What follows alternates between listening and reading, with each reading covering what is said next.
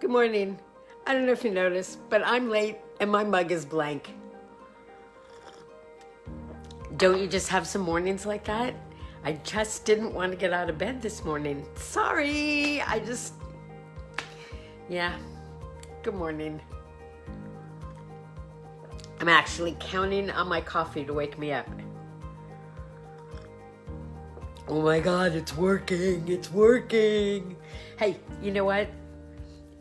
There are other things I do in the morning besides just this with you.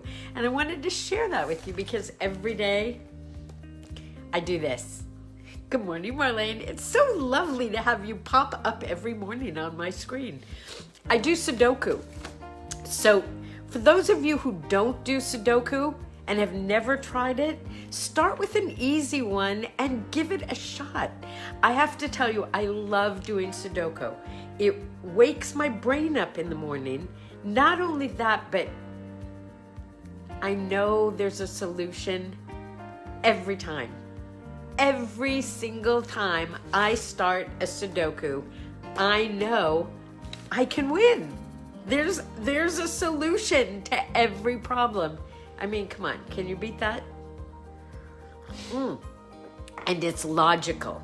So it isn't even like a crossword puzzle where you have to have all this information in your head. You just have to have some numbers in your head. And you just have to be logical. Yeah. I don't know if I'm backwards or not today, but all I can tell you is I forgot to find out how to make it not backwards. So we'll save that for later. Thank you, Henry. Oh, Henry, your new picture on Facebook is awesome. The sun is up. The sun is up. And this is the coolest time of day in California where I am in the desert. It's like 2 or 3 degrees cooler right before the sun comes up. Isn't that cool? Weird. I know. We're having a heat spell. For those of you who didn't know, yeah, like I'm going to zoom out and play tennis real quick before it gets to be 120. And then I'll do what I've done the last few days, which is spend the whole day inside like this. I'm tired. It's so debilitating. But I cannot complain about the heat when I know some of you, hi Jan, I know some of you are going through horrible windstorms, and I've been watching your posts and I'm with you.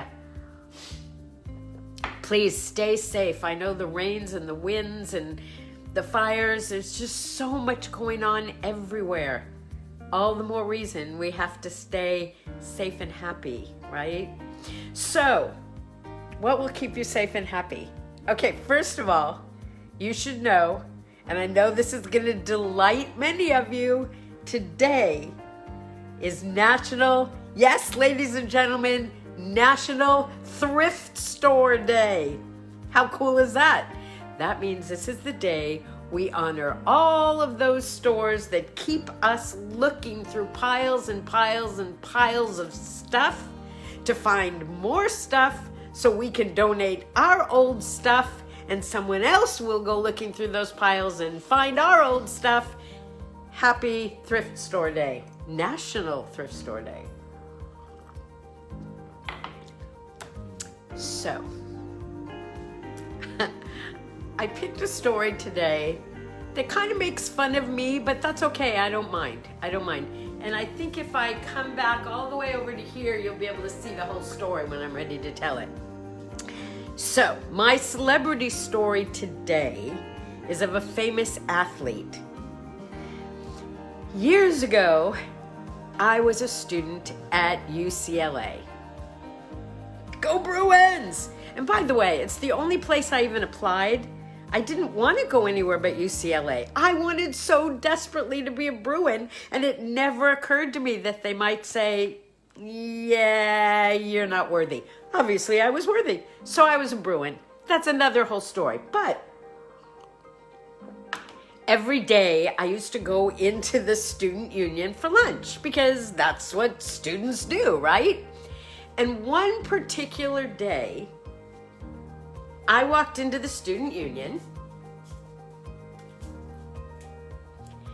And as I got to the doors opened, and these two enormous guys stood by the sides of the door, and then comes the entourage. And at the end of the entourage was Lou Alcindor. You know him better as Kareem Abdul-Jabbar, one of the top 50 athletes in the world, right? Well, he was a Bruin with me, and I knew that, but I'd never run into him before. Okay, so I see Lou Alcindor, Kareem, right? He gets up from the table. He sat at the table right by the door. His entourage comes out. He stands up. He walks up to the door. Okay, I hope you can see me. He walks up to the door like this, bouncing with his hands at his sides. And as he gets to me, he goes, oh, I want you to see this. He goes like this, right over the top of my head.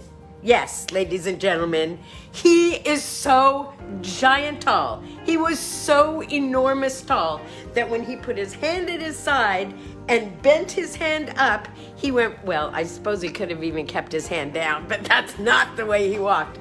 Went right over the top of my head. Now, I told you it doesn't count to meet, to just see a celebrity. You actually have to have an encounter with them, right? Okay, so true story. Every Wednesday at lunchtime, without fail, for an entire semester at UCLA, I would walk up to the door, and when his buddies would see me coming, he would stand up, they would stand up, they would come to the door, he would go like this, and he would never smile, he would never say a word, neither would I. He would pass right over the top of my head and move on. So that counts as a celebrity, I think, because I encountered him every week for a whole semester. I was in over my head for that guy. So that's my Kareem Abdul-Jabbar story. Good morning, Opa, Kirsten. Good morning, everybody. Oh, it's so good to have you here with me. So, when I get up every morning, I do my birthday thing. Do you know that? I go through Facebook, and if you have a birthday, I send you birthday word art and a little greeting. Today, I found out that it's Davy Crockett's birthday. Hi, Eileen. I hope your house is back together. She's one of those people who had some nasty winds. I'm so sorry. Davy Crockett's birthday. He made quite an impression on all of us. I don't know about you, but even though I was a little girl, I had a Davy Crockett hat. And when I took my grandson on Route 66, we stopped and bought him almost immediately at the first, major junk store. What do you call them? A souvenir store. We bought him a Davy Crockett hat. He had to have one. I mean, who doesn't, right? Davy Crockett, king of the wild frontier. Happy birthday. He was born in 1786 and he died in 1836. Doesn't that make him just 50 years old? He wasn't very old. Do you remember when 50 sounded old? Well, maybe it still does to some of you. To me, it sounds like a kid, for crying out loud. Whew. Also, was Mae West's birthday today.